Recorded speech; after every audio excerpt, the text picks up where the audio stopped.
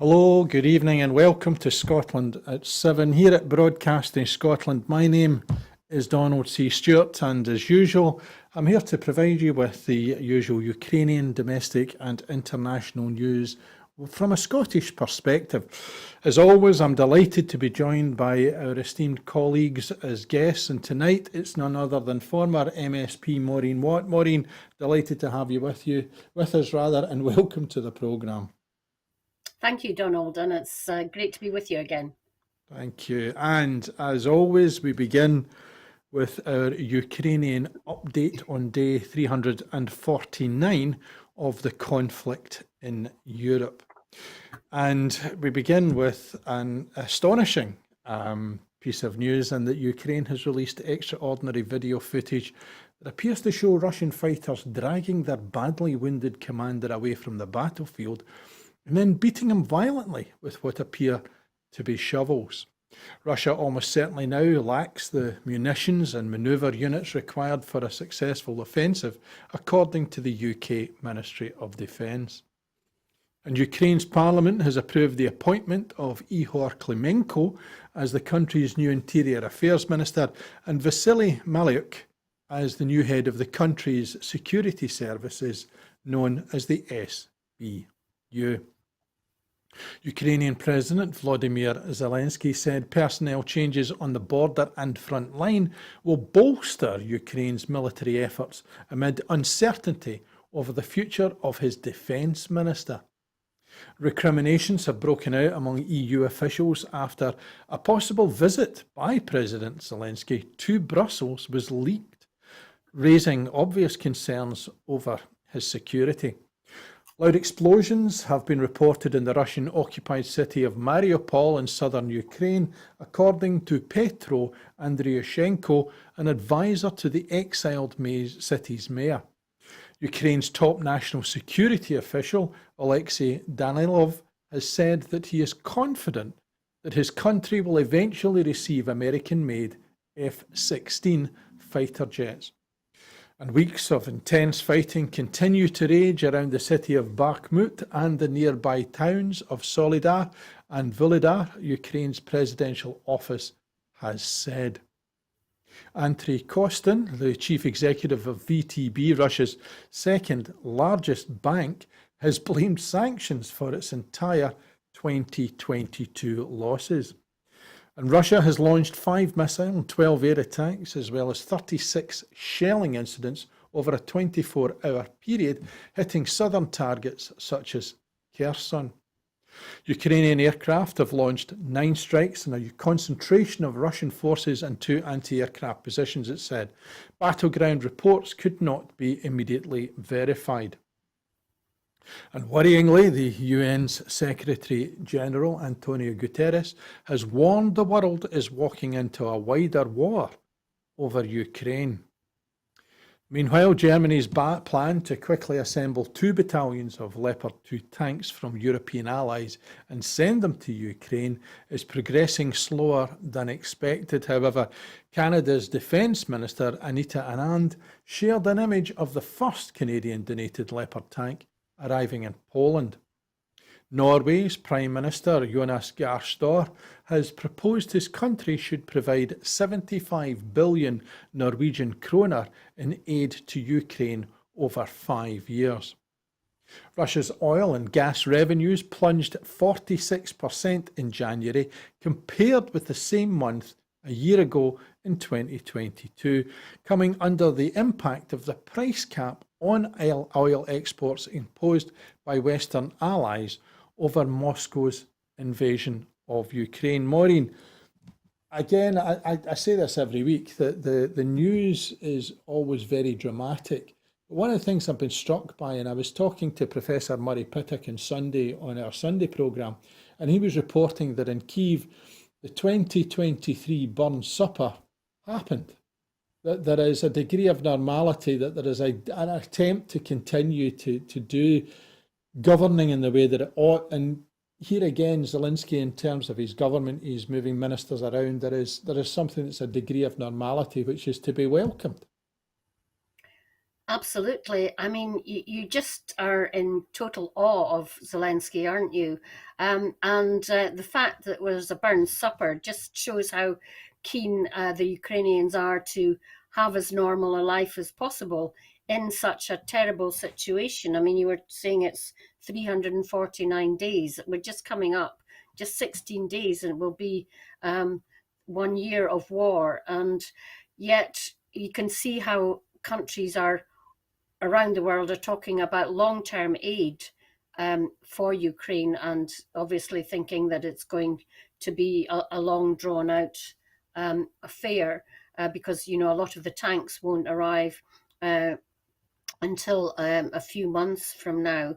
But yet Zelensky is prepared to have a reshuffle if that has obviously been required.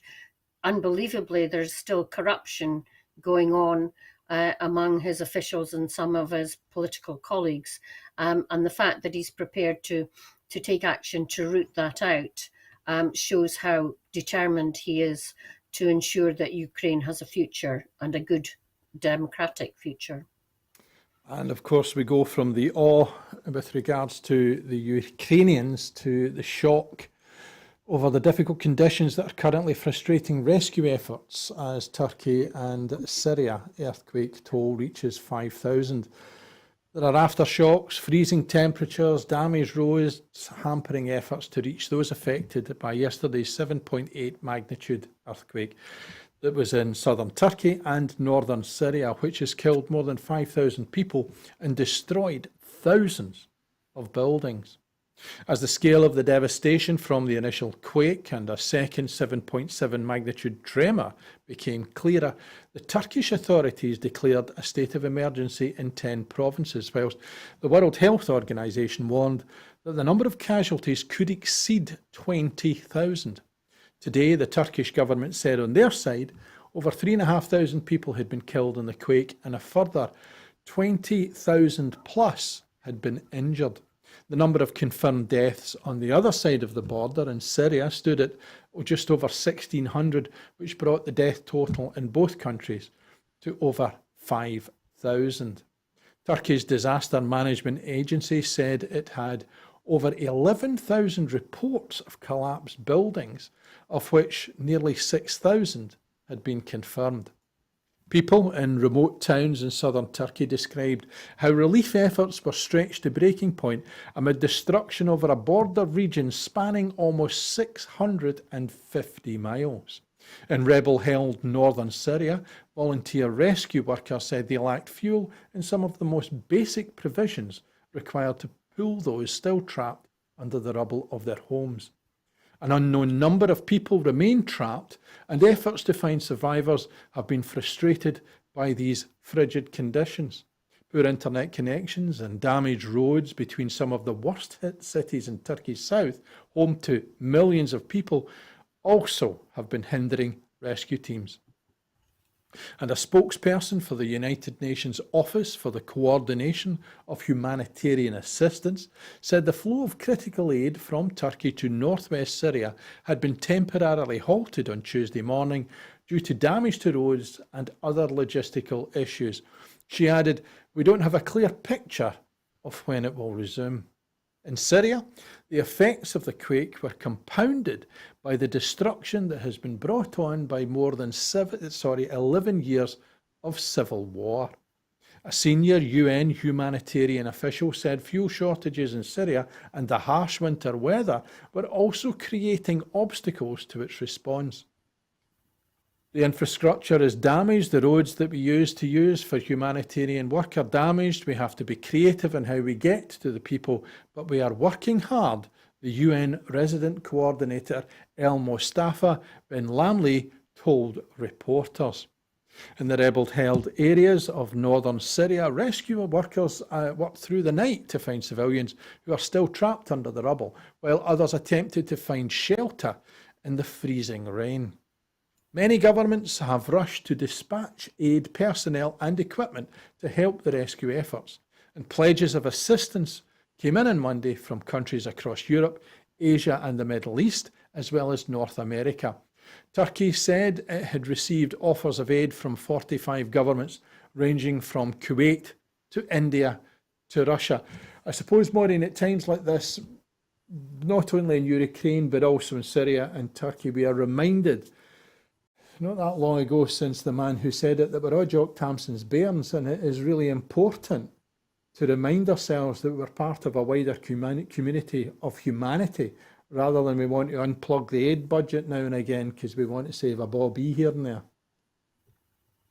Well, that's an excellent way of summing up what you've just said, Donald.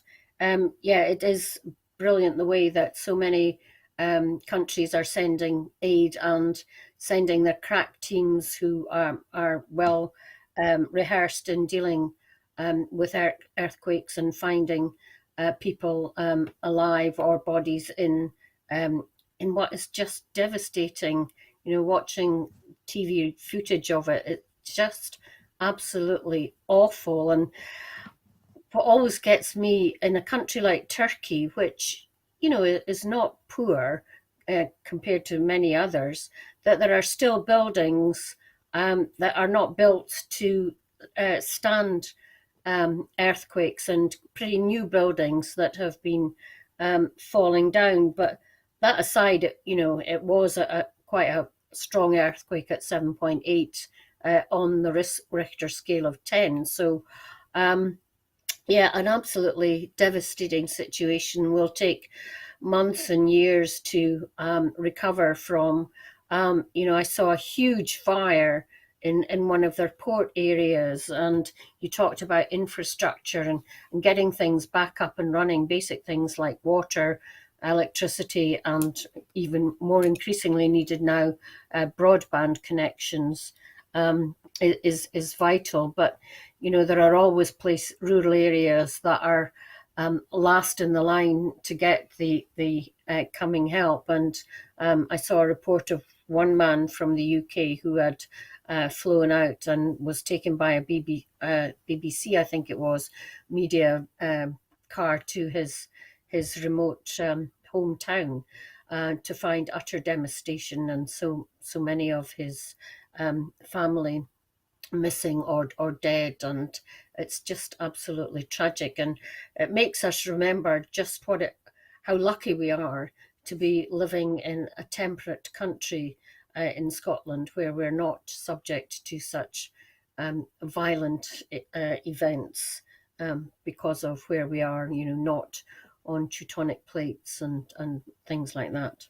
Indeed, and we go from one seismic shock to another shock, as following on the back of Shell announcing their huge profits. BP have announced that their profits have more than doubled to £23 billion while scaling back its climate goals. And this today was announced that BP has scaled back its climate ambitions, announcing that annual profits more than doubled to £28 billion in 2022 after a sharp increase in gas prices, which have been linked to the Ukraine war and have significantly boosted its earnings. In a move that will anger campaigners, the oil and gas giant cut its emissions pledge and plans a greater production of oil and gas over the next 7 years compared with previous targets. The huge annual profit led to renewed calls for a toughened windfall tax as oil companies reap rewards from higher gas prices, while many households and businesses struggle to cope. Opposition parties have called for Britain's energy profits levy to be revamped to capture more of the exceptional earnings made by oil and gas firms. This comes after Shell's profits more than doubled to $40 billion, the biggest profits in its 115-year history. Paul Nowak, the General Secretary of the TUC, said hard-pressed families were being treated like cash machines and would rightly be furious. Calling for higher windfall taxes on oil and gas companies, he added, as millions struggle to heat their homes and put food on the table, BP are laughing all the way to the bank. BP said it had incurred total taxes of $15 billion worldwide, its highest annual total. In the North Sea, which it said accounted for less than 10% of its global profits, it will pay $2.2 billion in tax for 2022, including $700 million because of the UK windfall taxes, which are known as the Energy Profits Levy, lower than the $800 million it anticipated last year due to falling gas prices. SNP Energy spokesperson Alan Brown commented, "There is no question that the Tory government must scrap its downright offensive plan to raise the energy bill price cap yet again in April and guarantee households will continue to receive the £400 energy bill support scheme payments.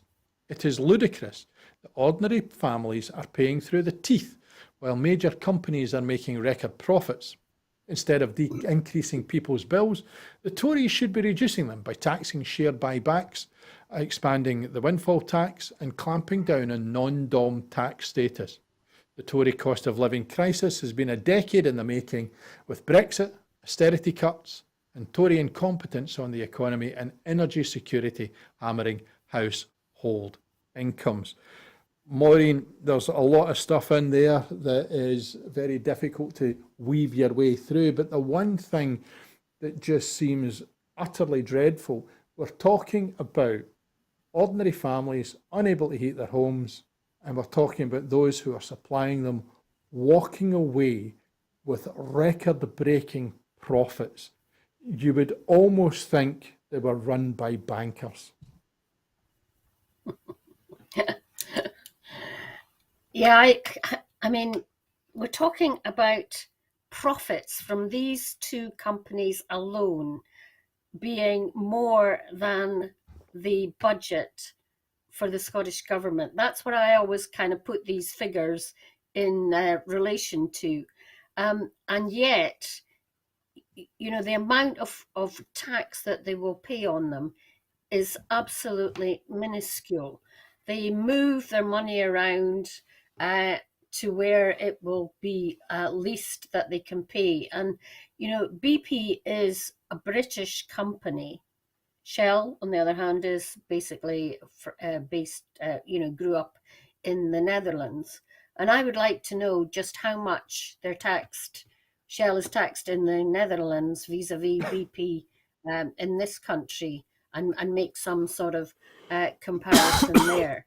But, you know, they should be paying tax on the windfall profits because they didn't make the profits themselves. It's because of worldwide events. And because worldwide events are affecting everybody in the population, surely they shouldn't be allowed to get away with, you know, paying a minuscule amount of tax on that. And as you said, Donald, you know, we need to look at unearned income and all these sorts of things, which of course the Tory government won't do, because that is where their support lies in people who make a lot from unearned income. And that's why, you know, the Scottish government is just working with being able to manoeuvre the income tax bands rather than having full powers where we can look at all these taxes in the round and make them fairer and more equitable. And having had the news of President Zelensky's reshuffle, of course, today has been dominated by another reshuffle slightly closer to us, where Greg Hands has become the Conservative Party chair in Rishi Sunak's mini reshuffle. And Sunak has promoted the Trade Minister Greg Hands to replace Nadhim Zahawi as Conservative Party chair in order to try to reassert his grip over the divided party that he leads and reshape the government to reflect his priorities. The Prime Minister has also conducted a shake-up of Whitehall by splitting the Department for Business, Energy and Industrial Strategy into 3 new departments and slimming down the Culture Department. Whilst there were no sackings, with existing ministers moved to lead the new departments, Grant Shapps, the existing Business Secretary, will lead the new Energy Security and Net Zero Department, while the Trade Secretary, Kemi Badenoch, will run business and trade while retaining her equalities brief. The new Science, Innovation and Technology Department will be run by Michelle Donnellan, who is understood to be retaining oversight of the Online Harms Bill, while Lucy Fraser will be promoted to the slimmed-down Department for Culture, Media and Sport. Downing Street said on Tuesday the changes would help the Prime Minister achieve his government's 5 main priorities and would especially help bring down inflation by improving energy security in the long term. Hans has held several senior ministerial briefs, including energy and trade, since he was made David Cameron's Chief Secretary to the Treasury after the 2015 election. Hans is a former banker who speaks 5 languages, tweeted a photo of himself with a beaming Sunak saying, "The work starts straight away." SNP Cabinet Office spokesperson Kirsty Blackman MP said, "This latest reshuffle is like Rishi Sunak measuring up the Titanic for new curtains as it sinks. This will make absolutely no difference to the lives of the people of Scotland as the same old tired faces jump on the government merry-go-round to see who gets to be in office this time." I suppose, Maureen, in a sense, this is a bit like who do you send out to defend Boris Johnson? That, you know, it just seems to be another attempt, and my line has been stolen with the Titanic. I suggested it was a bit like shifting the deck chairs round about to see if you could get a better view. Any of the appointments catch your eye? Well, I think that you're right. I mean, it is a bit like moving the deck chairs on the Titanic. But you know, when you said that Kemi Badenoch, for example, is moving to business, but keeping equalities and culture is being downgraded, you just show how Sunak doesn't care about the things that matter to people, and that their whole lives are affected by these changes.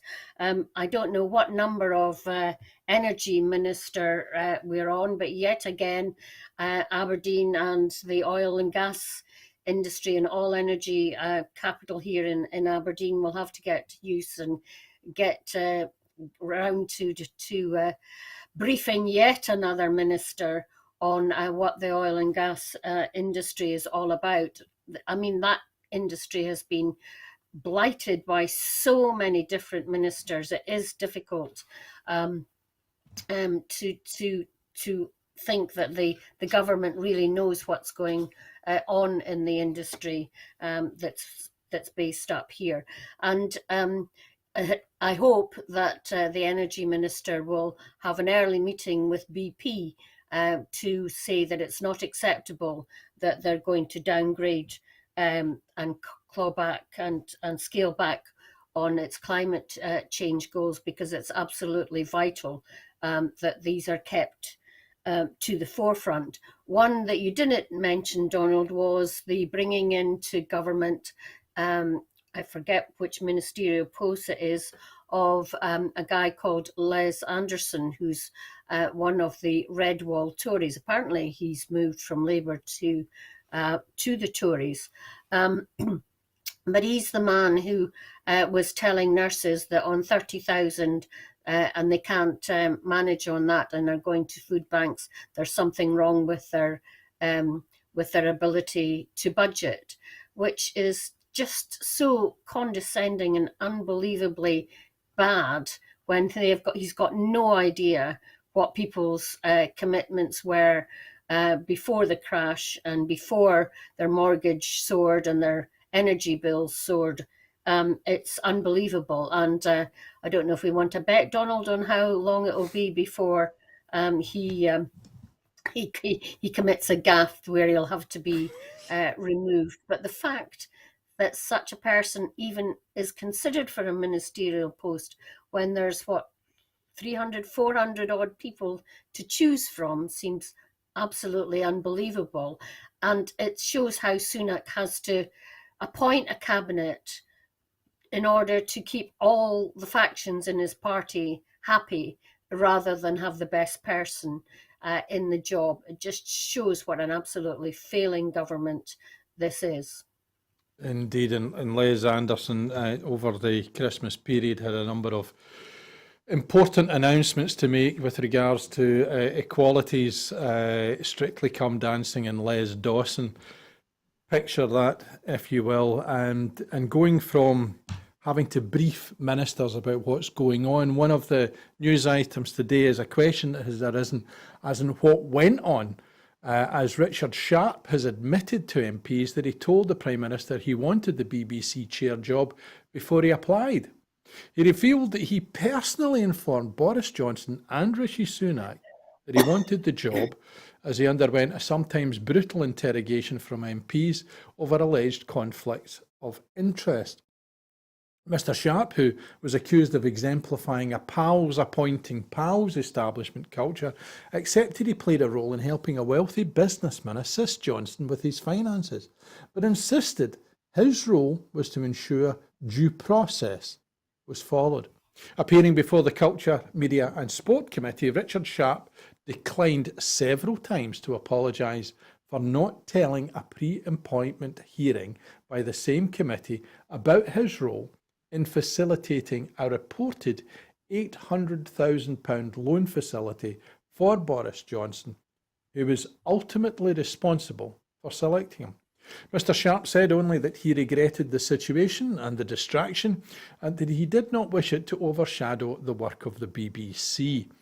Accused by Labour MP Kevin Brennan of a monumental failure of judgment and failing to disclose the information, Sharp denied doing so because he assumed the information would simply never come to light. The former banker was summoned by the committee after it emerged that shortly before applying for the BBC role, he had assisted his friend Sam Bligh, the Canadian businessman, who was also a distant cousin of Boris Johnson, who wanted to financially assist the Prime Minister. One committee member, the SNP's John Nicholson, told Sharp the overall impression was all a bit Banana Republic. Nicholson continued, "I think it leaves the impression that so much of this is deeply establishment. It's pals appointing pals, donating money to pals." Maureen, I'm old enough to remember the Callaghan government where the contention was that the trade unions were going in for a pint in order to set government policy, and they were vilified in the press. Here is the exact same activities going on. That what you've got is whether it be Michelle Mone, it be the new chairman of the BBC, or whatever it may be, it's all rather bizarre and corrupt. It is corrupt, and I think there not some international body that has a scale of countries on a corruption index, and the Britain is falling down that table rapidly as one falling into total and utter corruption. It is something that you would expect in a banana republic. And I was just talking earlier about how Zelensky is trying to root out corruption among his civil servants and ministers. At least next.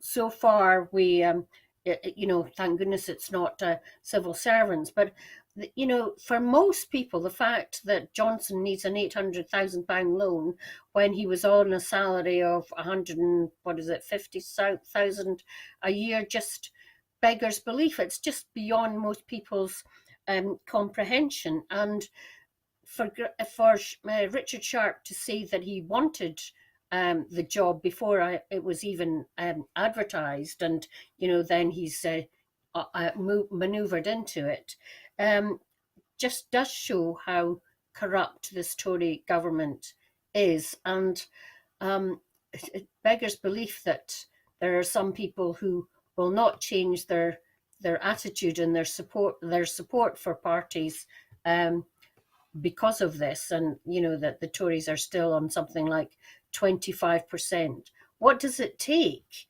for people to realise that democracy is at stake here, and that it is really, really important that we have a change of government, but more importantly in Scotland, that we can look after ourselves and get away from this failing state that is the UK and the embarrassment that it is internationally. Absolutely right. We have the United Kingdom has fallen all the way down. It's interesting, I think, because it's also the week or the fortnight that the First Minister has published her tax return, demonstrating again, I think she's done it since 2014, but demonstrating again an openness that you don't see down the road, as it were. And it goes from that culture of how people are seeing the government down south as corrupt to incompetence, because John Major has told the Northern Ireland Committee that Boris Johnson agreed to the Brexit Northern Ireland Protocol knowing it was a mess. John Major has launched a scathing attack on Boris Johnson's handling of Brexit, saying, I will always try not to say breakfast because it is a dog's breakfast, but the handling of Brexit, saying his administration agreed to the Northern Ireland Protocol despite knowing it was unworkable. That must be the first agreement in history that was signed by people who decided it was useless in the first place, Mr Major told the Northern Ireland Committee at Westminster this very day. The former Conservative Prime Minister did not name his successor, but expressed astonishment at the acceptance of the protocol, which Johnson used to promote an oven-ready Brexit deal in the 2019 election. He said the UK's exit from the EU was a colossal mistake that had left the UK outside the world's main three power blocs. There is America, there is China, and there is the European Union. We should be in Europe, he said. The blunder was worsened by the agreement to impose checks on goods entering Northern Ireland from Great Britain, he continued. The protocol is a mess. It was very poorly negotiated, Major told MPs in the Northern Ireland Committee. John Major, who was Prime Minister from 1990 to 1997, criticised Johnson's administration for signing the protocol, with the EU apparently on the basis that it would be later reformed. He also criticised Johnson and his successor Liz Truss for their threats to override the Brexit agreement. Even if the protocol bill was wrong, that does seem to be a strange way to proceed, because that sort of behaviour is pretty unwise. We the British would not respond to threats of that sort. Why do we think that the European Union would? Mr Major was appearing as a witness at a committee hearing on the effectiveness of the institutions of the 1998 Good Friday Agreement. The Democratic Unionist Party has collapsed power sharing in Northern Ireland in a protest against the protocol, leaving the Stormont Executive and Assembly mothballed. The party says the protocol damages the region's economy and its place in the United Kingdom. Maureen, it's very difficult to actually, you said not so long ago, democracy is in danger, that there is a threat to it, and it's not external, it's internal. And the idea of a government signing something, knowing it was nonsense, on the vainglorious hope that they were going to be able to reform it later, I would say beggars belief, but is there any belief left to be beggared? You know, we do this program regularly, and you try to be not magnanimous, that's not the word I'm looking, to be balanced in what you say. But it's difficult to say that things are other than a mess on whatever subject we talk about the UK government. And you're right about the UK government not caring at all about democracy in the nations of the UK. I mean, as you say, the Northern Ireland Executive has been mothballed for a year, 18 months now. And nothing seems to be happening to get it back up and moving. The Northern Ireland Protocol, as John Major has said, is a mess.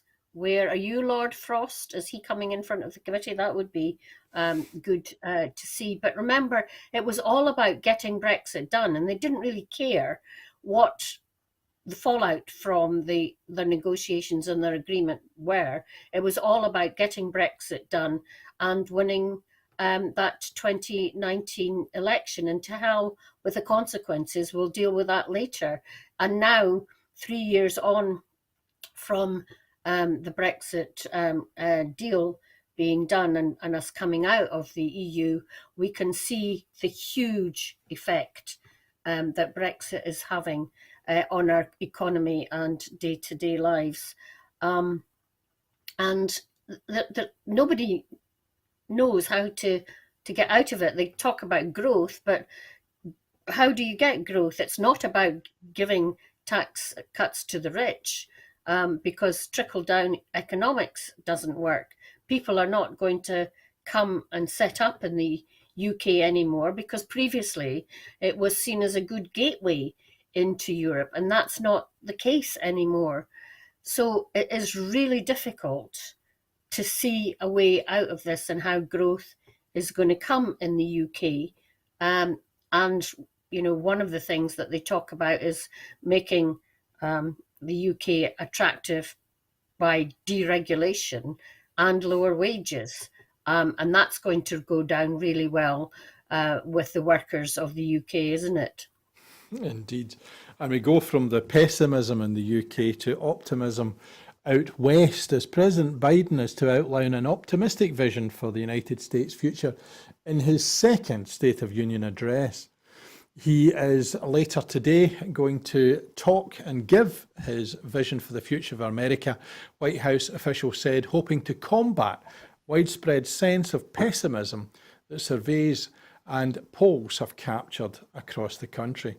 As he marks the halfway point of his first term, Biden is expected to tout his legislative accomplishments from his first 2 years in office, including the passage of the Inflation Reduction Act, the Bipartisan Infrastructure Law, and the CHIPS Act. This president is focused on delivering results for the American people, and we've seen him do that over and over and over again, Kate Bedingfield, White House Communications Director, said. We look forward to continuing to talk to the American people about the work that we are doing and the results we are delivering. The polls show many Americans have not begun to feel the impact of Biden's policies in their everyday lives, particularly when it comes to their personal finances. Although inflation has started to cool after peaking at an alarming rate of 9.1% last summer, only 1/5 of Americans rate current economic conditions as positive, according to a recent Pew Research Center survey. Even the jobs market, which has been a bright spot for the US economy in recent months, does not inspire much confidence among the American public. The country's unemployment rate hit a 53-year low of 3.4% last month, but just 34%, just about a third of Americans say Biden has made progress in creating more jobs for their communities, according to a new ABC Washington Post poll. Brian Dees, the outgoing director of the National Economic Council, said Biden would acknowledge those ongoing challenges in his State of the Union speech. Dees said that the core message is we have to make more progress, but people should feel optimism that because of what we have seen and because of the progress that we've made, that we know how to keep making progress going forward. Progress has become more difficult to achieve with Republicans taking control of the House of Representatives. President Biden now faces significant hurdles in advancing his legislative agenda. I suppose, Maureen, America is always a bit of a mixed bag because we saw the resurgence of Trump take a bit of a hit when it came to the midterm elections, but Biden's poll ratings had hit an all-time low.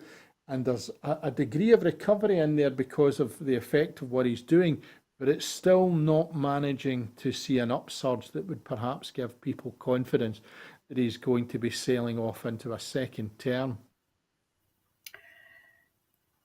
Yes, and good heavens, hopefully there is a second term for the Democrats. But the US is deeply divided as a result of Trump. It's still deeply divided. But I think what I take from the United States and Obama before him and Biden post-COVID is that they are prepared to invest to get out of slumps, whereas in the UK there is not that commitment. And I think Biden is also thinking more in the long term in terms of the need for climate change investment, and a long-term restructuring of the economy. So he's doing the right thing because he's not looking for quick wins, and I hope that he does get the wins in the longer term, and that the US electorate, or more of the US electorate, see that his way forward is the way to go, rather than the disastrous Trumpian economics that we had previously. And I hope that his poll ratings do continue to climb. I mean, that is a very low rate of unemployment in the US. Inflation, as you say, was high at 9.1. Ours is in double figures. So as inflation comes down and there's more money to spend in people's pockets, perhaps he will see the polls reflect that. But I do think he is taking the right measures for the US economy. That we could say the same about that lockdown in Westminster. Indeed, as we go from one toxic substance in terms of economics, we go to another as the European Union is considering banning forever chemicals and urging research to find alternatives. The European Union has started to consider a proposal to ban widely used, potentially harmful substances known as PFAS, or forever chemicals, in what could become the bloc's most extensive piece of regulation of the chemical industry. The chemicals have been used in tens of thousands of products, including cars, textiles, medical gear, windmills, and non-stick pans, due to their long-term resistance to extreme temperatures and corrosion. But PFAS have also been linked to health risks like cancer, hormonal dysfunction, and a weakened immune system, as well as environmental damage. Now, 5 countries, Germany, the Netherlands, Denmark, Sweden, and the non-EU state Norway, have been collaborating on the proposal and said in a joint statement today that if passed, it would become one of the largest bans on chemical substances ever in Europe. Once the ban is enforced, companies will be given between 18 months and 12 years to introduce alternatives to the more than 10,000 PFAS affected, depending on the availability of alternatives, according to the draft proposal.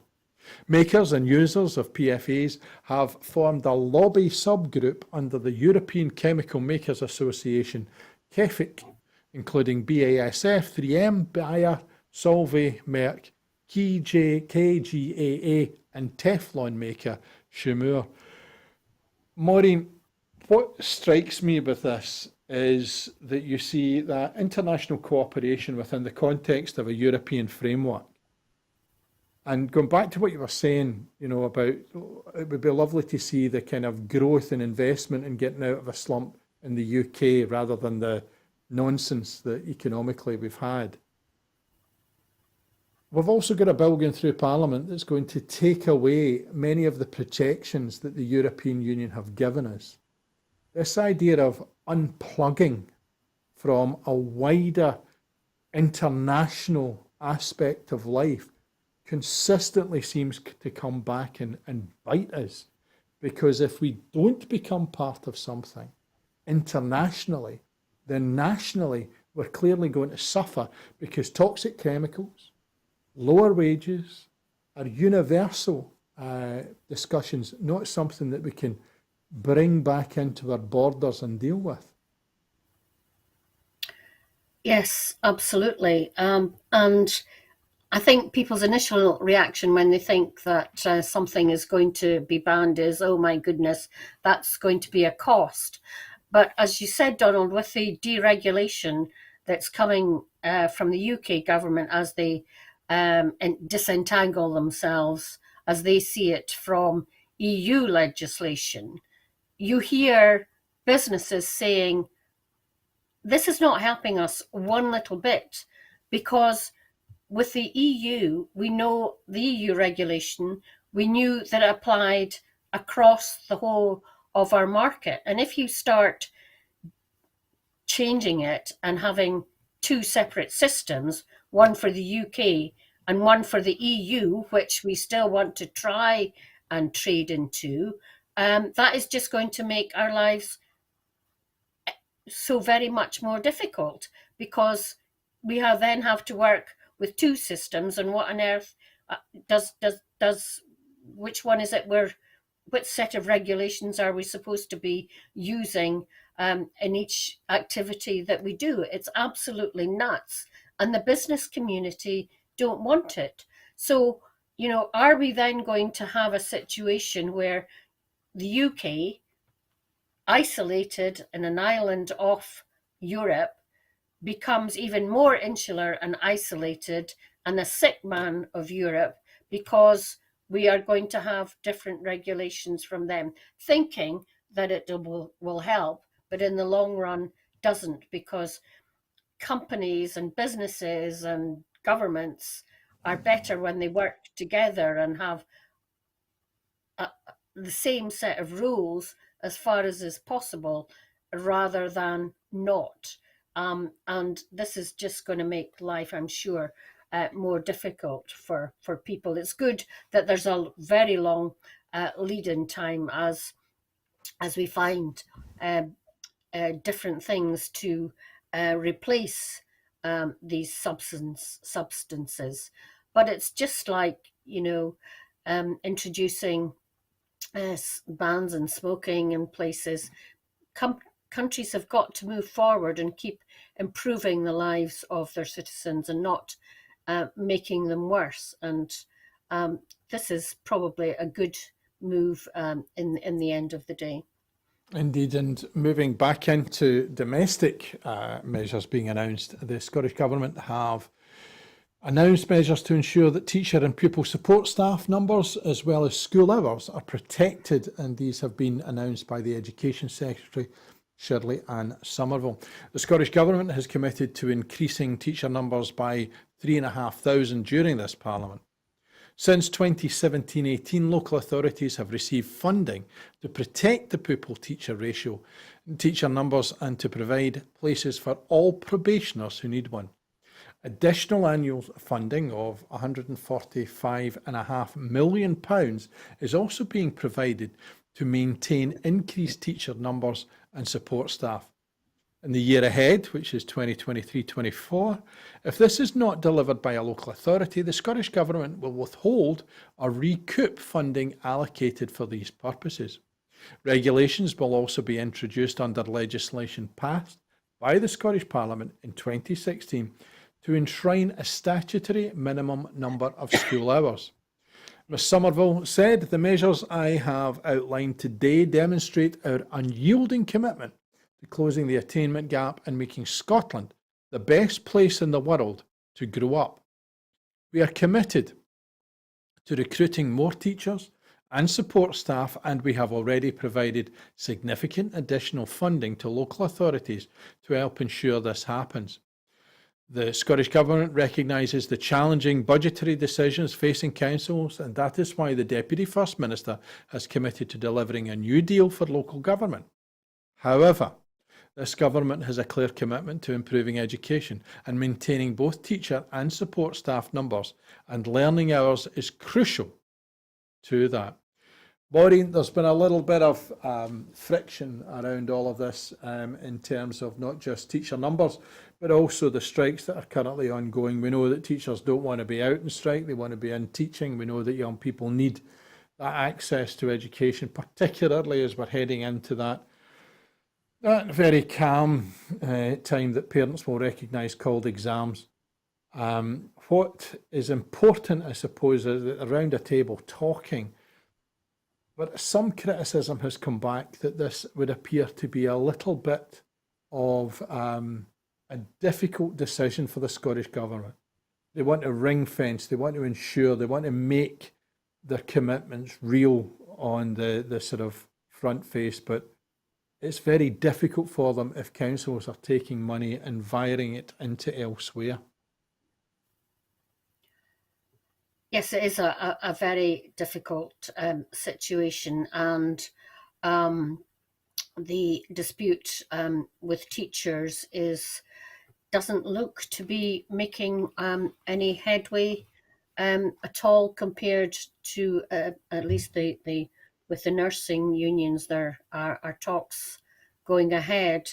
I think it is important for the Scottish Government to say that they want to maintain teacher numbers and reduce class sizes, because in some areas, pupil numbers may also be falling as well. So by saying that they want to maintain teacher numbers, and more particularly classroom assistants and the help and support that gives teachers to do their jobs, is really important to set the context in which these negotiations are taking place. Because often you hear, well, if teachers are to get more money, then it's got to come from somewhere else in the education budget. So by saying that they want to maintain teacher numbers and give all probationers a job, because we know that teaching is not as attractive as it may have been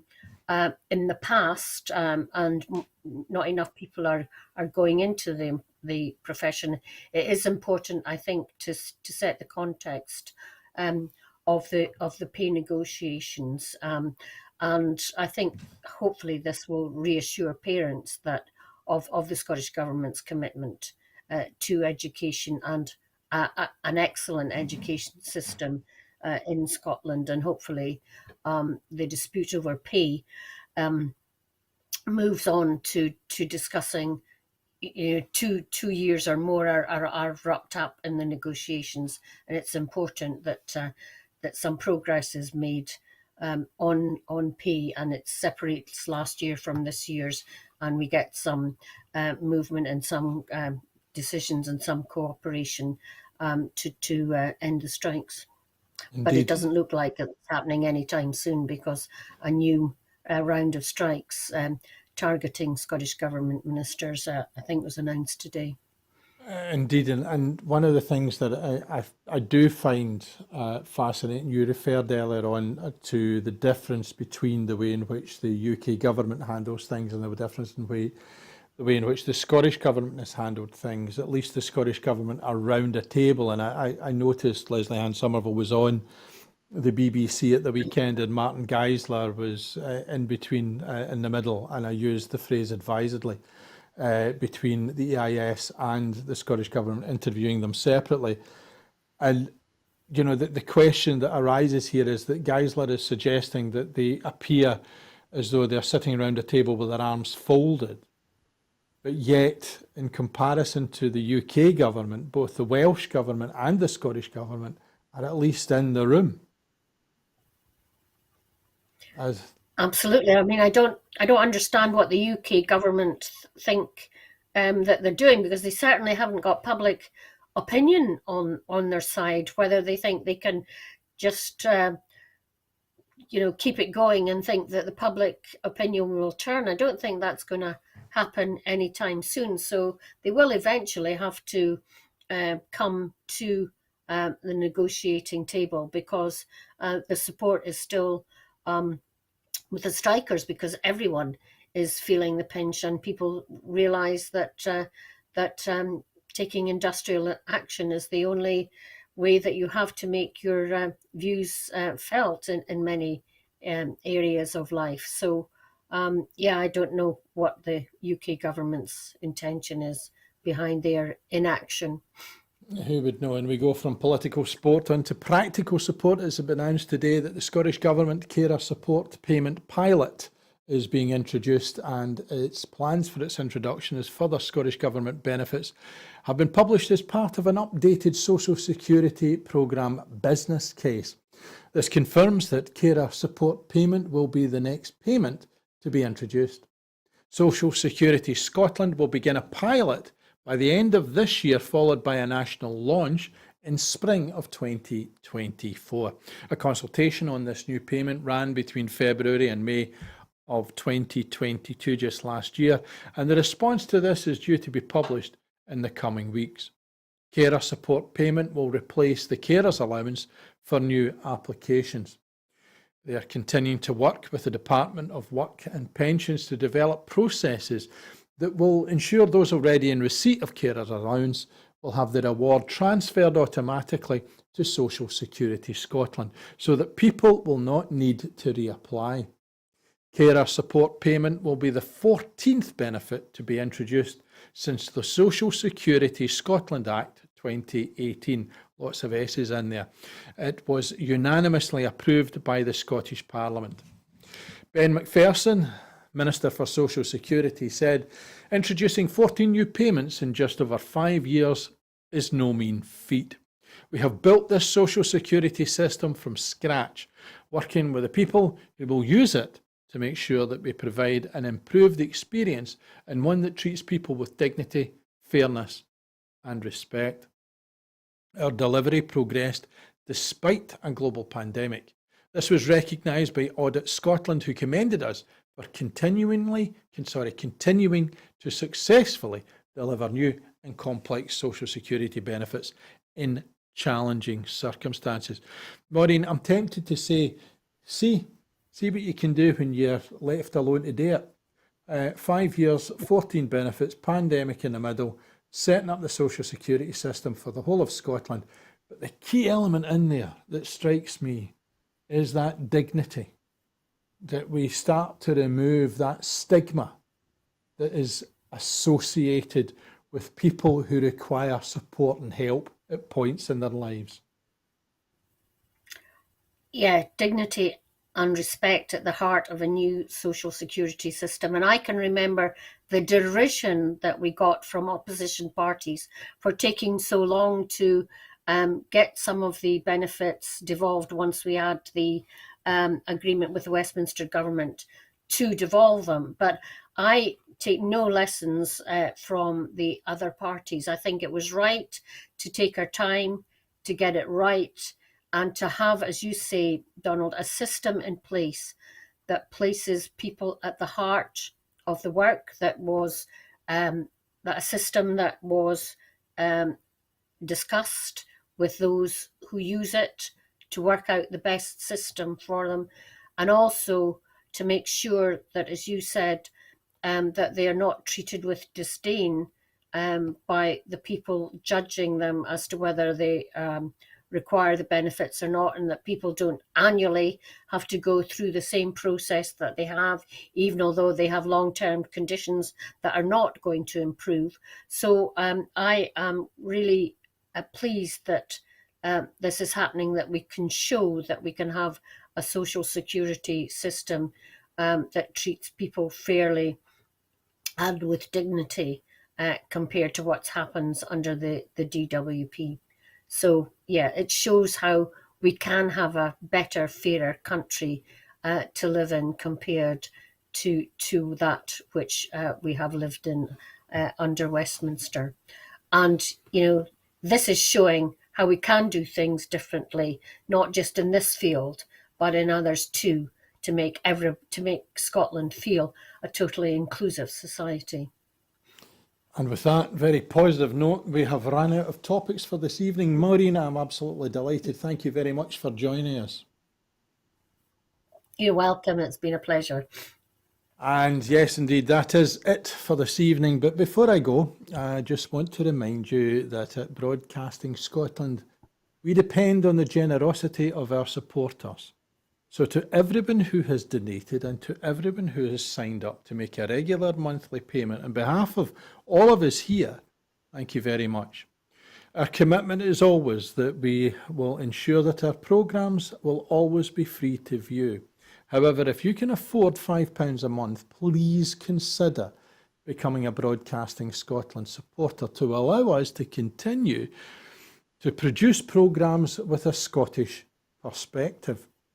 We have set ourselves a target of adding 10,000 new subscribers to enable us to employ staff to make more programmes, and part of that help would be to ensure that if you are in social media, that you do spread the word as widely as you can.